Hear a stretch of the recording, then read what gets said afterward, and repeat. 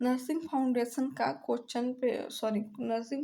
का syllabus discuss करेंगे, जो कि सेकेंड सेमेस्टर में आप लोग जानते हैं नर्सिंग फाउंडेशन जो है वो चलने वाली है, nursing foundation and biochemistry and nutrition. So आज हम आप लोगों के साथ नर्सिंग फाउंडेशन का सिलेबस डिस्कस करेंगे डिटेल में कि नर्सिंग फाउंडेशन में आप लोगों को कौन कौन से टॉपिक पढ़ने होंगे और किस टॉपिक में क्या क्या पढ़ना होगा, नर्सिंग फाउंडेशन कैसा क्या सब्जेक्ट है। तो आप लोग सिलेबस को देख के ही समझ जाएंगे इसमें क्या पढ़ना होगा। सो स्टार्ट करते हैं। तो इसमें दिया गया है कि जो ये नर्सिंग फाउंडेशन है इसका प्लेसमेंट जो है मतलब कब मिलेगी, तो सेकेंड सेमेस्टर में। थ्योरी जो है वो 120 आवर की यानी 120 आवर में आप लोगों की हो जानी चाहिए नर्सिंग फाउंडेशन। सो अब इसका सिलेबस देखते हैं। बहुत सारे स्टूडेंट के पास सिलेबस होगा भी, लेकिन क्या है कि सिलेबस में समझ में नहीं आता है कि इस सिलेबस पे क्या क्या पढ़ना होता है। तो फर्स्ट जो यूनिट है उसमें दिया गया है describe the purpose and process of health assessment and perform assessment under supervised clinical practice. तो इसमें क्या हम लोगों को पढ़ना होगा कि जब कोई पेशेंट मतलब हॉस्पिटल में एडमिट होने आता है या फिर अपना कोई चेकअप कराना आता है, तो उसके उसका जो हमें असेसमेंट करना होगा। असेसमेंट में टू टाइप का होता है, सब्जेक्टिव एंड ऑब्जेक्टिव। पहले हम पूछते हैं, फिर उसका ऑब्जर्व करते हैं। जैसे कोई भी पेशेंट कोई अपनी बीमारी बता रहा है, कोई भी डिजीज बता रहा है, तो पहले हम उससे पूछेंगे कि आपको हुआ क्या है, फिर उस डिजीज को ऑब्जर्व करेंगे। तो यहाँ पे असेसमेंट करने का पर्पज क्या होगा एंड इंटरव्यू टेक्निक कि किस टाइप से आप लोग इंटरव्यू लेंगे पेशेंट का, कि किस टाइप से आप लोग पूछ सकते हैं। एंड मतलब मीन्स यही है, असेसमेंट जब करेंगे तो पहले पूछना होता है इंटरव्यू टेक्निक एंड नेक्स्ट है ऑब्जर्वेशन, फिर हम ऑब्जर्व करेंगे। पर्पज ऑफ हेल्थ असेसमेंट, फिर क्या पर्पज रहेगा। देखिए नर्सिंग फाउंडेशन ना स्टार्टिंग से इसीलिए पढ़ाई जाएगी कि पेशेंट अभी बिल्कुल नर्सिंग फाउंडेशन के फर्स्ट चैप्टर से पेशेंट जो है वो हॉस्पिटल के अंदर एंटर किया है। अब हमें उसके साथ क्या क्या करना होगा, क्या क्या सीखना होगा। नेक्स्ट है हेल्थ हिस्ट्री, उसकी हेल्थ हिस्ट्री लेंगे। फिजिकल एग्जामिनेशन मीन्स होता है inspection, palpitation, percussion, auscultation and olfaction. तो 5 स्टेप होते हैं, वो फिजिकल एग्जामिनेशन करना पड़ता है। Preparation of the examination, patient कैसे प्रिपेयर करना होगा पेशेंट को एग्जामिन करने के लिए। नेक्स्ट है जनरल असेसमेंट, क्या होता है जनरल, अगर मतलब कोई पेशेंट अपनी नहीं बता रहा डिजीज, तो हम उसे जनरली मतलब कैसे ऑब्जर्व करेंगे। जैसे कि अगर पेशेंट के पैर में चोट लगी है, तो पेशेंट के चलने के तरीका से ही हम लोग समझ जाएंगे कि हाँ इसके पैर में कुछ हुआ है। तो ये जनरल असेसमेंट होता है। Assessment of each body system, तो क्या होता है कि इसमें जो है वो ईच बॉडी सिस्टम को कैसे असेस करेंगे। मीन्स ये है जब फिजिकल एग्जामिनेशन करते हैं तो उसका मीन्स होता है कि हेड टू टू, मतलब कि हेड से और अंगूठे तक पूरा असेसमेंट करना होता है। तो ईच बॉडी सिस्टम का कैसे असेस करना होगा ये पढ़ने को आप लोगों को पड़ेगा। Next documentary health system and document कैसे असेस करें। नेक्स्ट हमारी सेकेंड यूनिट है describe assessment planning implementation nursing care nursing process. बहुत ही सिंपल है। मीन्स ये है यहाँ पे पहले आप लोग असेस कर चुके हैं, अब जैसे पेशेंट को असेस किया, फिर प्लानिंग करेंगे कि इस पेशेंट के लिए क्या क्या मतलब कि मेडिसिन चलनी चाहिए। अब आप खुद को तो चलाएंगे नहीं ना, फिर डॉक्टर से कंसल्ट करेंगे। फिर इम्प्लीमेंटेशन, पहले प्लानिंग किया, फिर इम्प्लीमेंटेशन, फिर उस मेडिसिन को लागू किया, मतलब कि इम्प्लीमेंट मीन्स होता है लागू करना। नेक्स्ट है इवेल्युएशन, फिर उसका फीडबैक देखेंगे। तो assessment, planning, implementation and evaluation. तो ये सेकेंड यूनिट में ये पढ़ने को मिलेगा।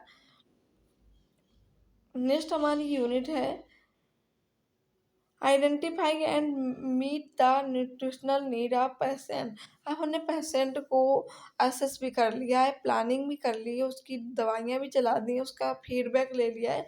अब क्या करेंगे, identify and meet the nutritional, उसे पहचानेंगे और जो भी न्यूट्रिशनल की रिक्वायरमेंट है पेशेंट को वो उसे देंगे, मतलब कि उसे बताएंगे कि आप ये। और क्या होता है कि पेशेंट की हमेशा पास्ट हिस्ट्री जाननी चाहिए, फैमिली हिस्ट्री जाननी चाहिए। बिकॉज अगर पेशेंट कहीं मतलब कि पुअर फैमिली से बिलॉन्ग करता है, तो उस हिसाब से उसकी फैमिली हिस्ट्री सॉरी उसको न्यूट्रिशनल चार्ट बना के देंगे। अगर पेशेंट अच्छा खासा कमाता है तो उस हिसाब से उसका न्यूट्रिशनल चार्ट बनाएँगे। तो यहाँ पे क्या पढ़ने को मिलेगा, nutritional needs, important factors of nutrition needs, special diet, solid liquid क्या चाहिए, care of patient, dysphagia. Dysphagia means होता है डिफ़िकल्टी इन स्वेलिंग, मतलब कि पेशेंट को कोई भी चीज़ निगलने में प्रॉब्लम हो रही है तो उस पेशेंट की कैसे हम केयर किए करें। नेक्स्ट है एनोरेक्सिया, नोजिया, वॉमिटिंग। अगर पेशेंट को भूख नहीं लग रही है, एनोरेक्सिया मीन्स होता है लॉस ऑफ एपेटाइट, भूख का ना लगना। नोजिया मीन्स जी मिचलाना, वॉमिटिंग मीन्स उल्टियाँ आना। तो अगर पेशेंट इस कंडीशन में है तो तब उसे किस टाइप की न्यूट्रिएंट बताएँगे, किस टाइप का न्यूट्रिशंस बताएँगे।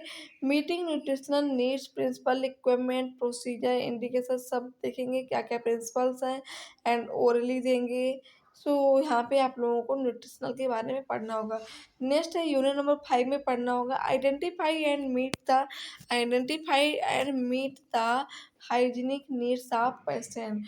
मीन्स आप पेशेंट को हाइजीन के बारे में बताएँगे कि कैसे पहले उसे, जैसे कि कोई भी बीमारी है जैसे कि हेपेटाइटिस है, तो हेपेटाइटिस डिजीज एक तो जेनेटिक के थ्रू हो जाती है या फिर मतलब कि आप प्रॉपर हाइजीन ना रखें तो बहुत सारी डिजीज़ जो है हमारी बॉडी में डेवलप हो जाती है। तो पहले पहचानेंगे अगर कि अगर वो डिजीज़ जो है वो हाइजीनिक की वजह से हो रही है, पेशेंट साफ-सफाई नहीं रख रहा है, तो उसे बताएँगे, आइडेंटिफ़ाई कराएँगे कि कैसे करके हाइजीनिक प्रोसेस करें अपने। हैंड वॉश करें, आफ्टर डेफिकेशन बहुत सारे पेशेंट होते हैं जो हैंड वॉश नहीं करते, हैंड वॉश के प्रोसेस होते हैं, 7 स्टेप्स होते हैं वो समझाएँगे।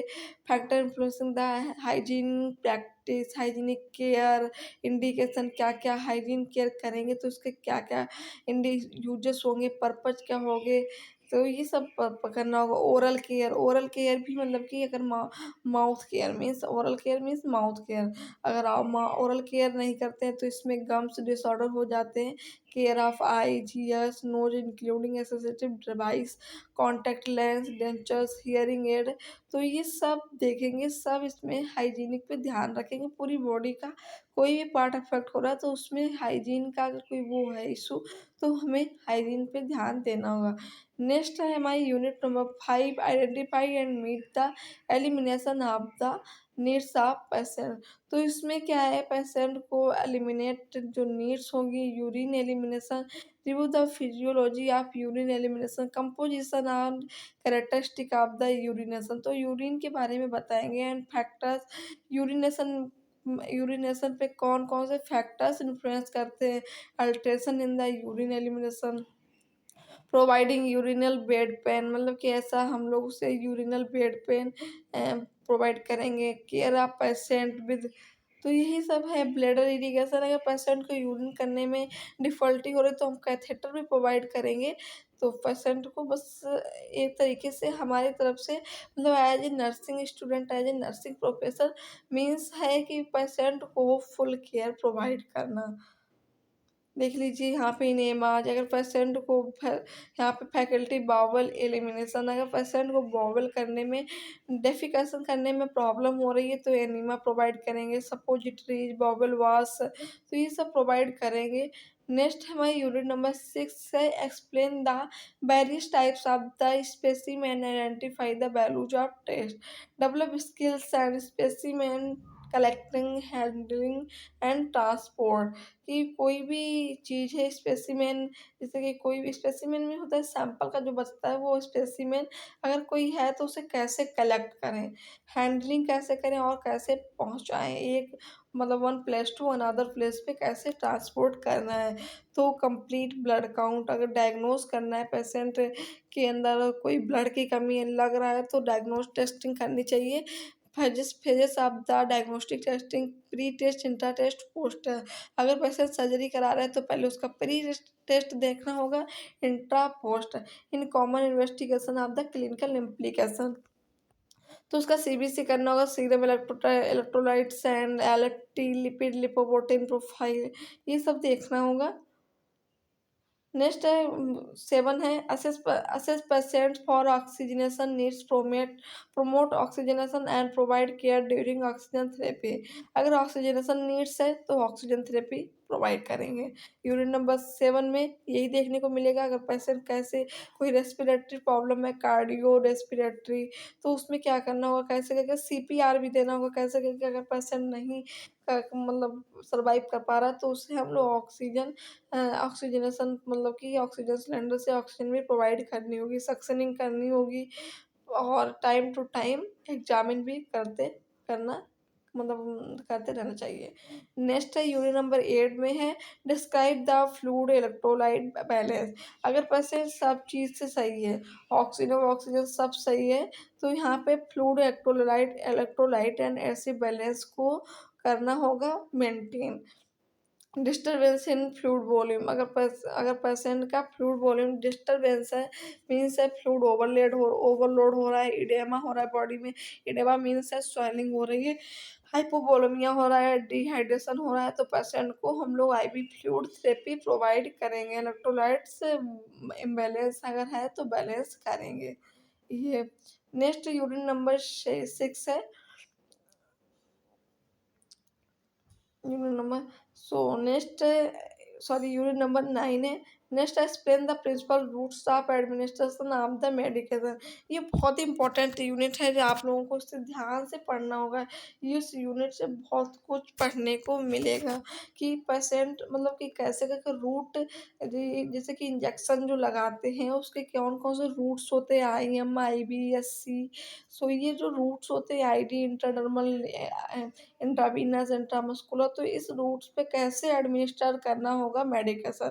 तो यहाँ पे एंगल पढ़ाए जाएंगे कि किस एंगल पे, जैसे IM जो है वो 90 एंगल पे इंजेक्शन दिया जाता है।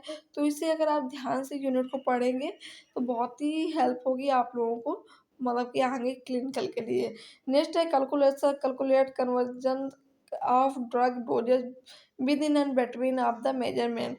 मतलब कि कैसे करके ड्रग को कैलकुलेट किया जाता है, डोजेस को कैलकुलेट कैसे किया जाता है।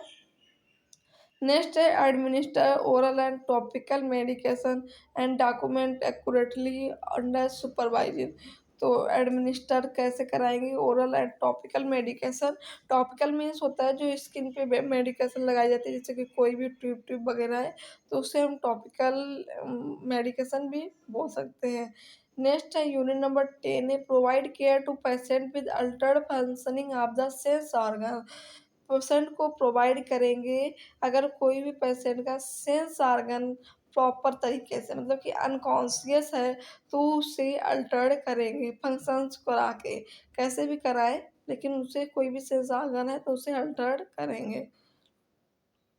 नेक्स्ट है यूनिट नंबर 11 है एक्सप्लेन लॉस, कि लॉस क्या होता है and death and grief. Means बहुत ही इंपॉर्टेंट है ये, देखिए साइकोलॉजी में पढ़ने को मिला होगा कि ग्रीफ क्या होता है। देखिए यहाँ पे हमें केयर ऑफ डेथ भी पढ़नी होगी, 5 स्टेजेस ऑफ डेथ, और डेथ की केयर कैसे, कोई भी पेशेंट है उसकी डेथ हो गई है तो डेथ की केयर कैसे करें। सो यहाँ और भी यूनिट है, और ये भी यूनिट आप लोगों की बहुत इंपॉर्टेंट है जो डेथ वाली है कि ग्रीफ क्या होता है, 5 stages of dying, care of dying patient. ये जो क्वेश्चन है ये आप लोग लिख लीजिएगा, बहुत ही इंपॉर्टेंट क्वेश्चन होता है, पेपर एग्जाम में जरूर आता है। साइकोलॉजिकल नीड्स ये देख सकते हैं, आप लोग खुद पढ़ सकते हैं, इसमें कोई इतना वो नहीं है कि साइकोलॉजिकल नीड्स है, अगर पेशेंट स्ट्रेस है तो उसे कैसे साइकोलॉजिकल नीड्स प्रोवाइड करें। सो बस इतनी यूनिट हैं, ज़्यादा यूनिट नहीं है। नर्सिंग फाउंडेशन जो है वो लेंदी सब्जेक्ट है, 12 13 14 यूनिट हैं, तो आप लोगों को अच्छे से एक मतलब कि 6 महीने में आप लोगों को पढ़ना ही होगा और ज़्यादातर फोकस करना होगा नर्सिंग फाउंडेशन पे, क्योंकि ये मतलब 75 नंबर का अकेले सब्जेक्ट आता है। सो फ्रेंड्स मिलते हैं नेक्स्ट वीडियो के साथ नेक्स्ट टॉपिक के साथ। Thank you.